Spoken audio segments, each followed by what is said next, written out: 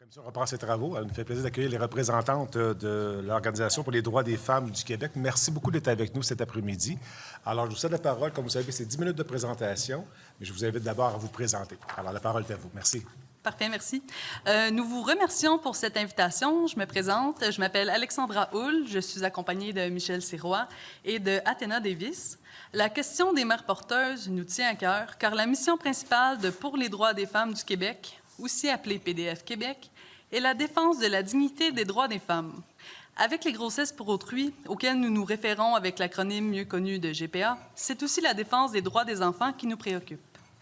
Nous avons tous vu ces articles dans les médias qui se plaisent à raconter les histoires de couples populaires ayant choisi la GPA plutôt que l'adoption.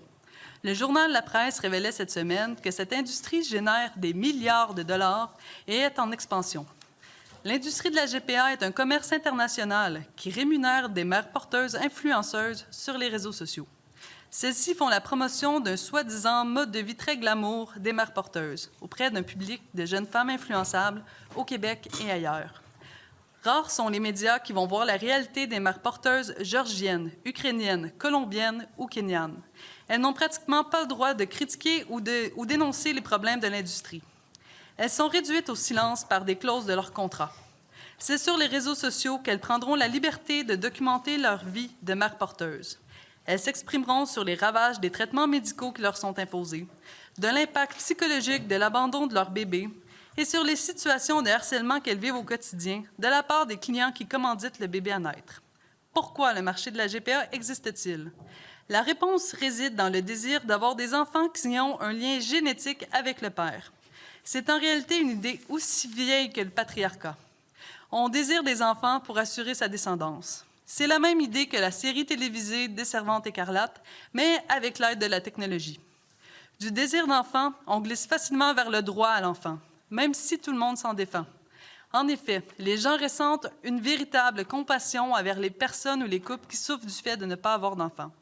Le lobby de la GPA milite actuellement pour faire reconnaître le concept d'infertilité sociale. De cette façon, la GPA serait le remède à cette infertilité. L'article 541 du Code civil du Québec a été inscrit dans la loi par Gilles Rémillard, ministre libéral de la Justice et juriste reconnu. Il disait « Ce que nous voulons faire respecter comme principe, c'est qu'on ne peut pas vendre son corps pour la gestation pour faire un enfant. » Présumer un droit à l'enfant est porteur de dérive vers une marchandisation des êtres humains. Nous sommes, nous aussi, touchés par l'infertilité et les souffrances que celle-ci peut causer. Cependant, le désir des uns, aussi valide qu'il soit, ne peut pas avoir comme conséquence la transformation de l'enfant en objet plutôt qu'en sujet. Nous vous invitons à voir la réalité de la GPA en visitant le site web d'une agence de procréation assistée. On peut y passer une commande d'un enfant dont les caractéristiques sont choisies, une sorte d'enfant à la carte, et on ajoute le produit sélectionné au panier comme une marchandise.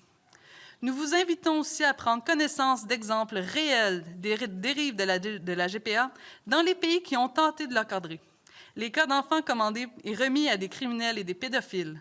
Des exemples de commandes de multiples enfants, 12, 21, voire plus. Des cas d'enfants abandonnés en orphelinat parce qu'ils ne sont pas conformes aux attentes des clients. D'ailleurs, en 2018, la moitié des enfants en orphelinat en Ukraine étaient des enfants rejetés de la GPA.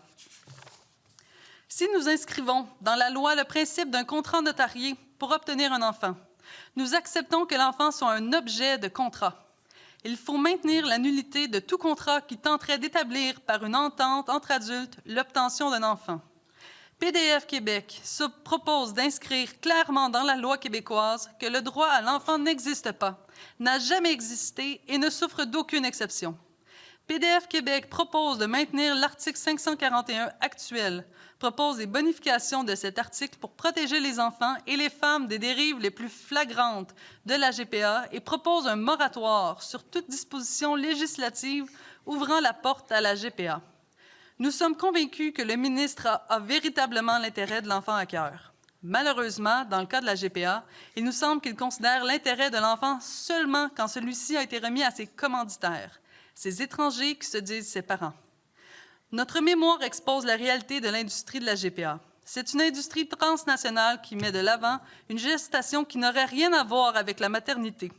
Les liens entre le fœtus et la mère sont niés. Les psychologues des agences aident les femmes à se dissocier du bébé, au mépris de toute considération pour leur santé psychologique et de l'effet de cette dissociation sur l'enfant à naître. Où est l'intérêt de l'enfant d'être séparé de sa mère à la naissance? Des recherches menées sur 150 000 enfants séparés de leur mère célibataire en Australie dans les années 50 à 80 font un constat de la souffrance vécue par les enfants brutalement privés de leur mère. Un enfant ne comprend pas un contrat, mais il ressent l'abandon. Gabor Maté, un médecin spécialiste dans le traitement des addictions et du trauma, déclare qu'avec l'adoption à la naissance, vous ressentez une peine immense, même si les parents adoptifs sont dans la salle d'accouchement. Comment en sommes-nous arrivés là? Comment arriver à glorifier la capacité d'une mère de donner son enfant après avoir vécu les années où l'Église au Québec séparait les bébés des filles mères? Le projet de loi 12 adopte le point de vue de l'industrie de la GPA. D'autres pays ont choisi de se battre contre la marchandisation des femmes et des enfants, comme la Suisse, qui a simplement inscrit dans sa Constitution fédérale le don d'embryons et de toutes les formes de maternité de substitution sont interdits. Le Comité consultatif sur la réforme du droit de la famille présente la GPA comme un phénomène inéluctable, notamment pour répondre aux problèmes d'hommes gays qui ne peuvent pas avoir d'enfants par un autre moyen. La juriste Suzanne Guillet a posé sa dissidence. Elle voyait clairement, il y a presque 10 ans de cela, les problèmes posés par le commerce international. Elle écrivait: « Il apparaît que peu importe les circonstances, le contrat de mère porteuse serait au-dessus de toutes les lois, vu le droit absolu de l'enfant à sa filiation. La recommandation de l'ajout de sans autre considération, ni toute autre considération éthique, notamment la commercialisation qui a présentement cours et permettra l'aveuglement de la communauté juridique sur tout ce phénomène de commercialisation. On érige en droit absolu pour tous le désir d'avoir un enfant par tous les moyens mis à leur disposition, car peu importe les circonstances, la filiation de l'enfant sera reconnue à l'égard des parents d'intention. Nous sommes d'accord avec Maître Guillet et nous regrettons que le comité ait choisi la voie de l'encadrement de la pratique, encadrement extrêmement souple qui va ouvrir la voie au GPA commercial. Le projet de loi 12 permettrait à des étrangers d'obtenir des bébés faits au Québec et aux Québécois de se faire des bébés à l'étranger, ce qui va ouvrir la porte à tous les abus du commerce de la GPA. Nous regrettons que le ministre ait choisi d'ouvrir la voie à la GPA transfrontalière. Nous ne sommes pas rassurés par l'affirmation que seuls les États qui auront reçu l'aval du gouvernement du Canada ou d'un ministre québécois pourront être acceptés. Malgré les nombreux scandales rapportés dans des pays comme l'Inde, la Thaïlande ou le Népal, le ministère canadien des Affaires étrangères collaborait pour aider les citoyens canadiens à obtenir des enfants par GPA dans ces pays. Les organisations internationales, les chercheurs et journalistes d'enquête qui travaillent sur ce sujet écrivent que la GPA transnationale est la négation de toute tentative de régulation et d'encadrement de la GPA par les États. Le Québec et le Canada n'ont en réalité aucun contrôle sur les conditions de production des enfants qui seraient destinés à leurs citoyens. Le projet de loi 12 impose la gratuité alors que ce concept n'est pas applicable en réalité. Les agences encouragent les femmes à demander des remboursements pour une multitude de choses. Le remplacement du revenu est très large, des sommes d'argent transitent par des comptes étrangers, des cadeaux sont faits et, bien sûr, il y a des paiements au noir. Le projet de loi suppose le consentement de la mère lorsqu'elle a une rencontre d'information avec un professionnel et qu'elle signe un contrat. La mère porteuse de l'étranger n'a évidemment pas droit à cette rencontre, mais elle signe aussi un document pour indiquer son consentement. Aucune réflexion n'est offerte sur la possibilité qu'une femme puisse participer à sa propre exploitation ou la possibilité qu'une femme puisse consentir pour l'enfant, un autre être humain pourtant porteur de droits. PDF Québec formule plusieurs propositions pour condamner fermement la GPA commerciale et pour établir des sanctions pour les contrevenants à ce principe. PDF Québec propose de faire une analyse complète de la pratique de la GPA, incluant l'analyse du commerce, une analyse différenciée selon les sexes, une analyse de l'intérêt de l'enfant à être produit sous un tel contrat, etc. Nous pensons qu'il existe en réalité un consensus au Québec contre l'exploitation des femmes et la marchandisation des enfants. Ceci n'est pas une question partisane, mais une question de droits humains. Monsieur le ministre, membre de la Commission et député du Québec, vous êtes le dernier rempart pour la protection des enfants et des femmes du Québec. Nous vous demandons instamment de compléter l'analyse du comité consultatif et de ne pas précipiter le Québec dans les bras d'une industrie qui exploite la vulnérabilité des femmes et ignore totalement la vie des enfants. Merci. Merci beaucoup. Monsieur le ministre, s'il vous plaît. Oui, merci, Monsieur le Président. Madame Davis, Madame Hull, Madame Sirois, bonjour. Merci d'être présent à l'Assemblée nationale pour exposer le point de vue de PDF Québec sur le projet de loi 12. De ma compréhension, c'est que idéalement, vous souhaiteriez qu'on interdise complètement la grossesse pour autrui. C'est bien ça? Vas-y, Michel.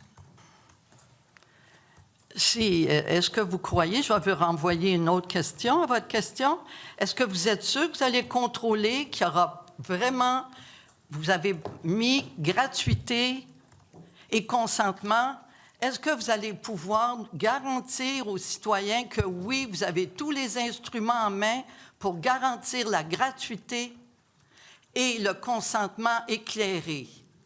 Alors, nous, si vous pouvez garantir ça pour les années à venir, on va réfléchir à ça. Mais pour l'instant, Monsieur le ministre, on ne voit pas comment vous allez pouvoir le faire quand, actuellement, le gouvernement canadien a une loi depuis 2004 et il ne peut pas la faire appliquer. Ou il ne veut pas, on ne le sait pas, mais on constate qu'elle n'est pas appliquée. Donc, on a des garde-fous, des clignotants jaune et orange qui disent danger. Allez-y, allez-y. Oui, parfait. On a aussi constaté que dans les pays qui ont tenté de légiférer la GPA, ça n'a pas plus fonctionné. Il y a quand même des dérives. Par exemple, la Géorgie, c'est légal la GPA là-bas, mais la qualité de vie des mères porteuses est horrible. C'est des femmes qui sont devenues mères porteuses par défaut. Oui, elles consentent à devenir mères porteuses, mais est-ce qu'elles ont d'autres options? Ce sont des femmes qui sont victimes de violences conjugales, qui ont plusieurs enfants à charge, qui fuient un mari violent. Puis les agences de GPA là-bas leur proposent un logement, puis tout le kit, là. Donc, c'est sûr que même si on essaie de légiférer, il n'y a rien qui empêche à cette industrie-là de se poser comme dans d'autres pays, là. Un des objectifs que nous avons, c'est véritablement l'encadrement, puis justement éviter ce que vous souhaitez éviter vous aussi, soit la marchandisation du corps de la femme. Moi, je me retrouve comme ministre dans une situation où actuellement au Québec, j'ai des enfants à chaque année qui naissent issus d'un projet parental, d'un projet de grossesse pour autrui. Les enfants qui naissent de ces projets-là se retrouvent à ne pas avoir les mêmes droits que les enfants issus de la procréation naturelle. On est dans une situation où ça existe, soit qu'on se ferme les yeux, puis qu'on laisse les choses aller depuis des années et des années. Vous faisiez référence au fait que Gilles Rémillard a mis dans le Code civil en 91 le fameux article qui fait en sorte que les contrats sont nuls de nullité absolue. Mais la réalité a changé aussi parfois. À l'époque, on ne reconnaissait pas les familles homoparentales. Maintenant, c'est reconnu dans notre droit. Alors, la situation change et je pense que le droit doit s'adapter aussi pour protéger les mères porteuses puis protéger les enfants. Puis je suis d'accord avec vous, on ne veut pas des situations qui se produisent comme dans d'autres États dans le monde, où est-ce que les femmes sont considérées comme la marchandise, comme uniquement un récipient. Et c'est pour ça qu'on essaie de mettre un encadrement qui fait en sorte justement que le consentement, il est libre et éclairé, que ça va être présent devant un notaire, c'est lui qui va faire la convention notariée, pour s'assurer qu'il y ait absence de vulnérabilité de la mère porteuse, puis qu'elle puisse avoir l'entière autonomie de son corps.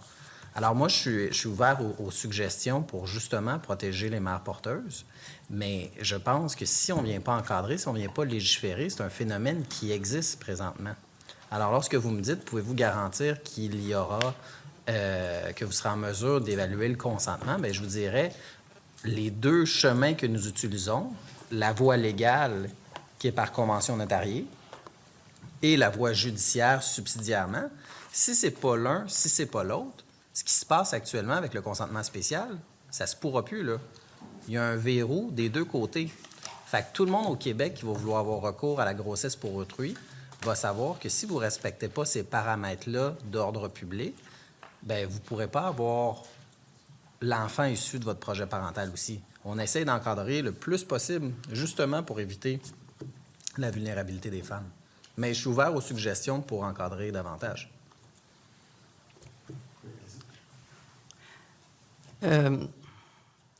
Vous parlez d'une situation où l'industrie, parce que on voit pour l'instant seulement des projets individuels, hein, des parents qui rêvent d'enfants, qui s'en vont éventuellement chez un notaire. Mais ce qu'on ne voit pas, c'est l'industrie qui est derrière et qui est à l'œuvre depuis de nombreuses années.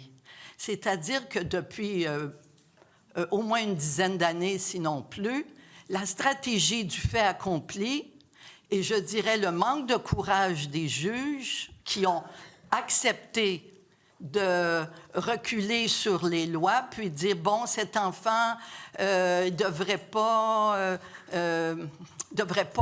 reconnaître la filiation. Ils ont cédé et il y avait une stratégie, c'était évident, la stratégie du fait accompli. Et je trouve dommage que, à cause de ces cas qui se sont multipliés et que les juges ont laissé se multiplier, que le gouvernement n'ait pas mis une fin de non-recevoir à cette pression d'une industrie qui existe à travers le monde. Et pour dire non à la GPA, là, on est pris avec, effectivement, des enfants. Nous, vous avez vu, dans notre mémoire, on avait une solution, c'est-à-dire que les parents qui commandent, des clients plutôt, qui commandent des enfants, ils n'ont jamais eu d'évaluation de leur capacité parentale, comme c'est le cas pour les enfants, les parents adoptifs.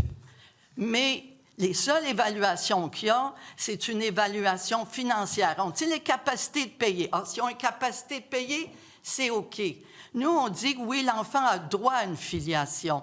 Comme tous les enfants, ils ont le droit, ils ne peuvent pas rester comme orphelins. Mais qui sont les meilleurs parents? Les parents qui ont des sous ou les parents qui ont été évalués pour leur capacité financière? Eh bien, ça ne serait une des solutions.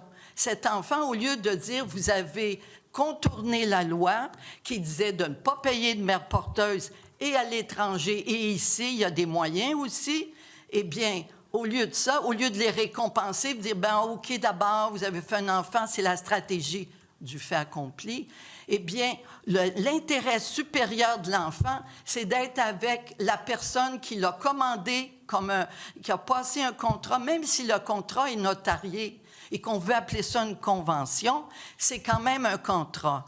Et est-ce que c'est l'intérêt supérieur de l'enfant? Nous disons que non, et c'est surtout pas l'intérêt des femmes qui deviennent un instrument de production. Alors, le consentement éclairé, là, eh bien, on pourrait en reparler, mais il y a beaucoup d'éléments qui montrent que les femmes disent une chose officiellement, et quand elles sont sur leur Facebook, elles montrent qu'elles ont déprimé, qu'elles ont eu un gros choc émotif à laisser l'enfant. Alors, où est le consentement éclairé? Je comprends votre appréhension.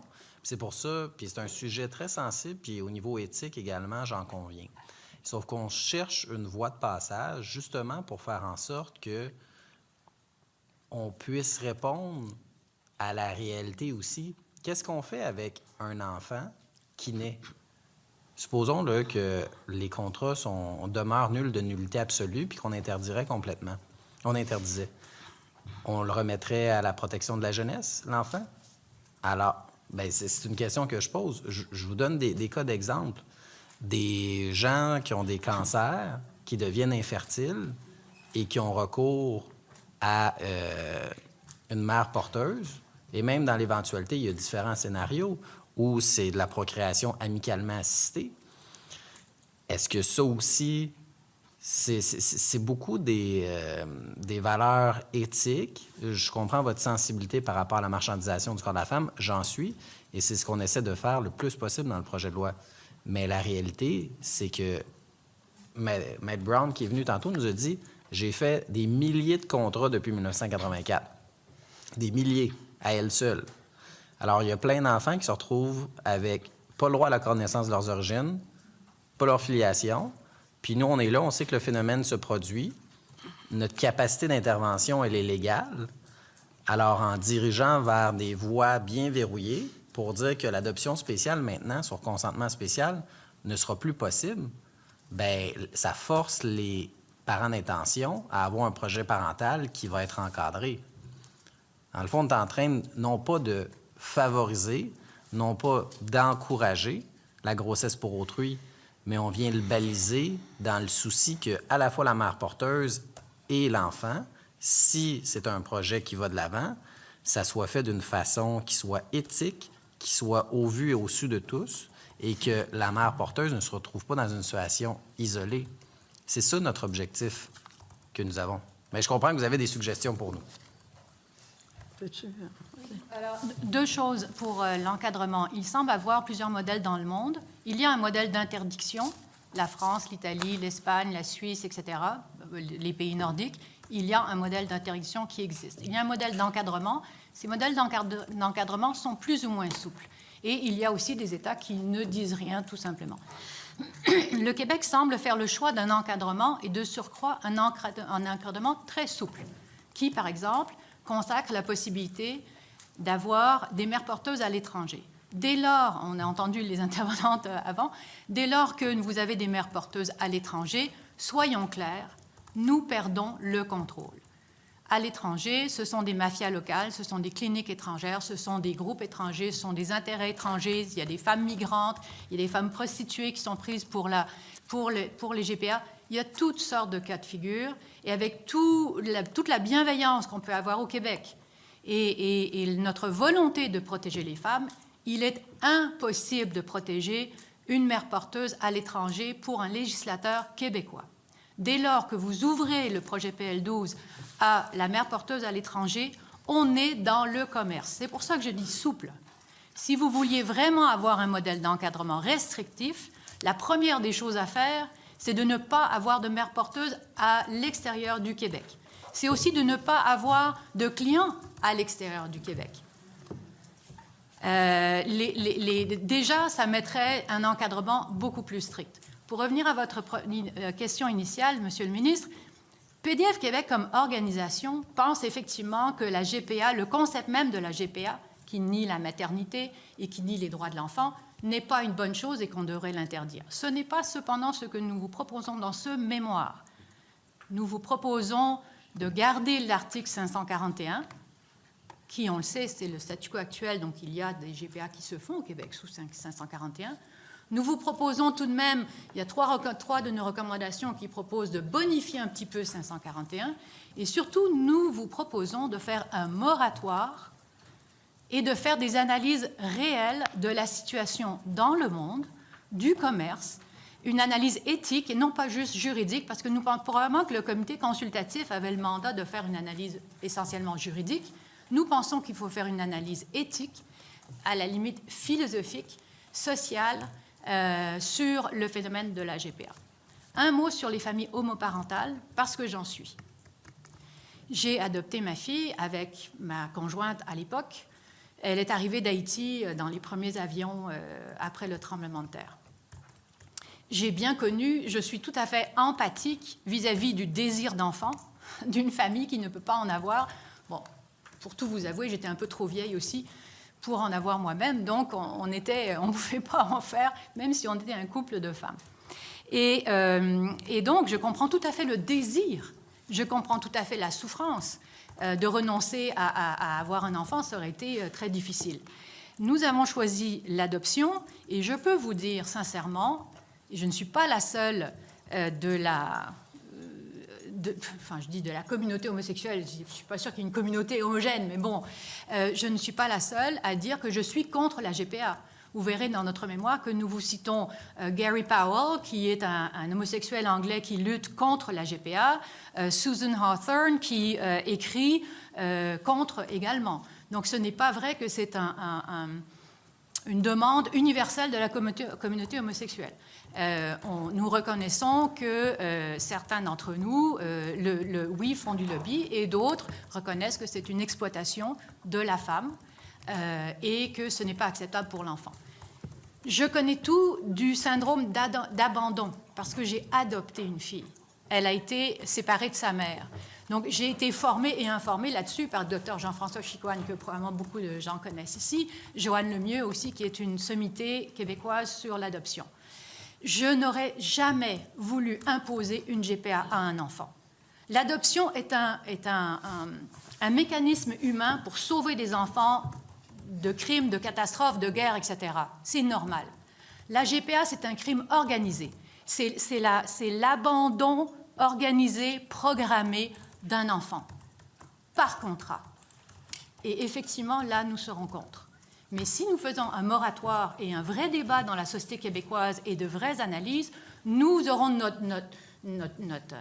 nous présenterons notre point de vue, d'autres groupes présenteront leur point de vue, et nous pourrons, je pense, prendre une décision beaucoup plus éclairée à l'avenir entre interdiction totale, encadrement, type d'encadrement. La suite, on verra. C'est ça qu'on vous propose, de refaire nos devoirs. Je finis en vous disant que le rapport du comité consultatif date déjà d'il y a 10 ans, et je pense que les intervenantes qui ont parlé tantôt disaient qu'il y a beaucoup de choses qui ont changé depuis 10 ans. Déjà des pays qui ont fermé à la GPA, des abus qui ont été découverts. Tout le monde sait ce qui s'est passé en Ukraine. Je pense qu'on devrait peut-être refaire nos devoirs avant de plonger dans un projet de loi pour changer toute la loi de la filiation au Québec. Merci beaucoup. Il reste quelques secondes. Commentaires? Bien, je vous remercie pour votre présence en commission parlementaire. Vous m'aviez dit, Mme Serrois, on n'a pas été invité sur le projet de loi 2, mais maintenant vous l'avez été sur le projet de loi 12, alors vous avez pu vous exprimer. Merci. Je vous remercie. Bon, merci beaucoup. Monsieur le député d'Acadie, s'il vous plaît. Merci, monsieur le... Merci. Oui, monsieur le... Je une intervention, un point d'ordre, en vertu de l'article 35. Je reste savoir, j'ai l'impression que dire la GPA est un crime organisé et quelque chose comme prêter des intentions indignes à des gens. Peut-être si on pouvait je pense juste... que c'était quand même un commentaire général. On n'a pas associé ça à un groupe très, très, très spécifique. Alors, je vais laisser aller. Monsieur le député d'Acadie, s'il vous plaît. Oui, bien, très brièvement, la position de PDF Québec a été exprimée très clairement. Je vous remercie d'avoir été là. C'est très clair. Donc, je n'ai pas de questions, Monsieur le Président. Merci. Alors, Monsieur le député Jean Lesage, s'il vous plaît. Oui. Merci pour votre présence. Votre point de vue, je pense, est, par, disons, son originalité, important au débat. Vous parlez souvent de l'intérêt de l'enfant comme étant la chose qui est, au fond, le socle. Hein? Puis je suis parfaitement d'accord avec vous là-dessus. Puis je pense que tout le monde est d'accord. L'intérêt de l'enfant est l'affaire la plus importante au monde. Comment le définissez-vous?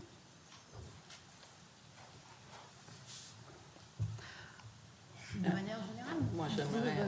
Oui, vas-y, Michel. Première chose, je ne qualifierais pas la position de PDF Québec d'originale, mais on est conscient qu'on est à contre-courant. OK? Il y a une différence. On ne cherche pas l'originalité, on cherche justement que les droits des enfants. L'article 35 de la Convention internationale des droits de l'enfant dit que sous aucune forme, un enfant, il ne peut pas y avoir de traite, de vente d'enfants, etc. Sous quelque forme que ce soit. C'est pour ça, nous autres, entre autres, cet article, il est si important, il se retrouve dans notre mémoire. Je pensais que tout à l'heure, c'était à ce à quoi vous faisiez référence par l'article 35. Eh bien, on s'aperçoit que ce ne sont pas les personnes qui sont remplies de bonnes intentions, en plus de désirs et de rêves. On comprend la situation. Sauf que derrière ça, il existe un marché qui est prévu pour 2030, c'est-à-dire d'ici 7 ans, 130 milliards de dollars. Il y a des intérêts énormes en arrière qui sont prêts à aller partout et on voit que tous les pays qui ont ouvert la porte aux étrangers qui sont venus faire des GPA, exemple en Inde ou en Thaïlande, au Népal et autres, eh bien, ça a dérivé. Et les portes se ferment. Quand on dit oui, la porte se ferme parce que les scandales arrivent. Et moi, là, je me dis, est-ce que j'aimerais être associée aux scandales qui s'en viennent? Parce que pourquoi on ferait exception? L'intention est bonne d'encadrer. Je suis sûre de la bonne foi de toutes les personnes qui ont pensé. Mais quand on sait les rapports de pouvoir, les rapports, une industrie qui peut être prédatrice et qui Prenons l'exemple de l'Inde. Quand les scandales sont arrivés, qu'est-ce qu'on fait? Et on dit on ferme l'accès aux étrangers. Et qu'est-ce qu'elles ont fait, les entreprises qui faisaient les cliniques et autres? Elles sont allées au Kenya. Ils vont déménager. Mais entre-temps, il va y avoir beaucoup de personnes qui vont souffrir. Je pourrais finir avec le dicton qui dit « L'enfer est pavé de bonnes intentions ». Mais pire que ça... Merci, je vais te céder la parole parce que le temps va... Parce que je pourrais juste finir ma phrase. Rapidement. Mais l'enfer, le problème avec les bonnes intentions du projet de loi 12, c'est que c'est l'enfer des autres qu'on est en train de paver. Merci, M. le député Jean Lesage, s'il vous plaît. Je réitère ma question parce que je pense qu'elle va être cruciale dans le débat de société qu'on va avoir parce que vous affirmez assez solidement à plusieurs reprises, mettons, ça, c'est dans l'intérêt de l'enfant, ça, c'est pas dans l'intérêt de l'enfant. Qu'est-ce que l'intérêt de l'enfant pour PDF? Bien, je vous répondrai par cette question. Quel est l'intérêt de l'enfant à être séparé de sa mère à la naissance? Une question n'est pas une réponse. Quel est l'intérêt de l'enfant? S'il vous plaît, dans le respect. Oui, allez-y, M. le député Jean Lesage. Exact. Bien, je juste... Alors, je vous invite Une question ne sera pas utile pour nous dans nos débats. Donc, si vous avez une définition de l'intérêt de l'enfant, j'aimerais Écoutez, ça. je vous invite à lire les écrits de Dr. Chicoine, de Joanne Lemieux. Un enfant n'a aucun intérêt à être séparé de sa mère à la naissance, à 10 jours, à 20 jours, à 30 jours, à 2 ans. Aucun intérêt. Cela crée un choc d'abandon. Ça a des conséquences sur l'adulte tout au long de sa vie. Nous avons d'innombrables études sur ce sujet. Nous n'avons pas besoin de recréer ces blessures et ces chocs d'abandon à des bébés québécois pour savoir ce que ça va donner. Tout est déjà documenté dans la littérature, en psychologie, dans la littérature sur l'adoption médicale, etc. Donc, vous avez des gens qui sont beaucoup plus susceptibles de se suicider.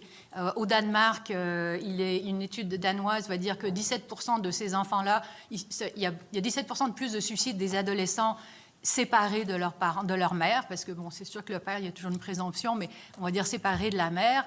Il y a des problèmes médicaux extrêmement importants.